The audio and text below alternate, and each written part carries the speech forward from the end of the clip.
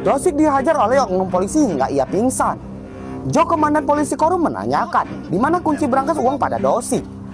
Dosik mengatakan kalau kunci berangkas uang itu tak ada padanya. Dirasa kunci berangkas bank ada pada Suwon, anak Dosik. Jo, polisi korup, meminta anak buahnya segera mengejar Suwon. Beruntung Suwon berhasil datang ke mobil Unha tepat waktu. Dengan cepat Unha membawa Suwon. Namun mobil Unha dihadang mobil anak buah Jo. Bagi Unha, mobil yang menghadangnya bukanlah masalah. Rupanya mobil itu dikemudikan Jo, sang komandan polisi korup. Melihat Jo menghadang mobil Unha, Dosik yang sekarang menghadang mobil Jo hingga Dosik tewas.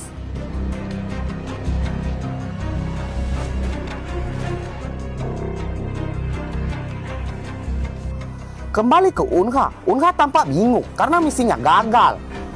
Dan ia berencana pulang. Namun Suwon meminta Unha agar tak pergi. Ia tak mau Unha meninggalkannya. Suwon pun menunjukkan uang ratusan juta won pada Unha. Melihat uang sebanyak itu, Unha pun tak jadi meninggalkan Suwon. Ia takut Suwon dirampok. Unha menghubungi si bos dan menceritakan apa yang terjadi.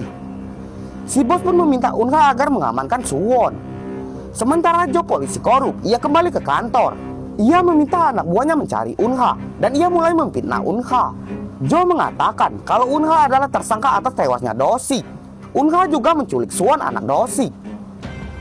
Jo menetapkan Unha sebagai buronan kepolisian. Ia meminta anggota polisi menangkap Unha dan Suwon hidup-hidup. Kembali ke Unha, ia memesan kamar hotel. Namun baru saja masuk kamar hotel, Suwon belum makan. Ia meminta Unha membelikannya makanan. Unha yang kasihan pada bocil ini pun keluar hotel untuk membeli mie. Namun tanpa ia sadari, saat di minimarket, Unha dilihat polisi melalui kamera pengawas. Dan setelah belanja, Unha mulai mencuri mobil di parkiran. Dengan keahliannya, Unha berhasil mendapatkan sebuah mobil yang bagus. Jo, komandan polisi korup, pun kini mengetahui di mana Unha berada. Unha yang baru pulang dari beli mie, ia melihat Suwon menonton TV. Dan ada berita tentang kematian Dosik, ayah Suwon. Mengetahui ayahnya telah tewas, Suwon menangis sejadi-jadinya. Namun di lobi hotel, Jo dan anak buahnya sedang bersiap menuju kamar Unha. Unha yang mengetahui ada langkah kaki sejumlah orang menuju ke kamarnya, ia mulai bersiap. Ia diam-diam keluar kamar. Unha menyamar sebagai petugas kebersihan hotel. Namun Jo merasa curiga pada Unha. Hingga Jo mengejar Unha yang masuk lift. Jo menodongkan senjata pada Unha, namun Unha bukanlah gadis biasa. Unha berhasil merebut senjata Jo, lalu ia mengancam.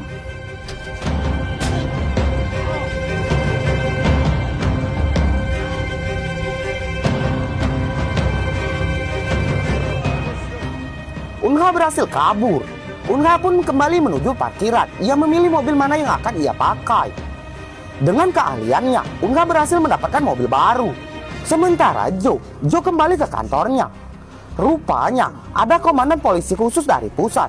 Emak-emak ini adalah komandan polisi dari pusat yang ditugaskan menyelidiki penculikan Suwon. Tentu Jo khawatir. Ia takut komandan polisi dari pusat mengetahui kalau ia sebenarnya dalang dari kematian Dosik. Ternyata emak-emak polisi ini mengetahui kalau Unha jagoan yang biasa mengemudikan dan dibayar mahal saat mengantar seseorang. Si emak komandan polisi pun heran, mengapa Unha menculik Suwon. Jo pura-pura tak tahu apa yang terjadi pada kasus ini.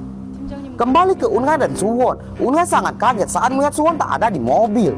Unha meminta Suwon agar tak jauh-jauh darinya. Namun tiba-tiba Suwon melihat ada banyak mobil yang datang. Apa yang akan terjadi?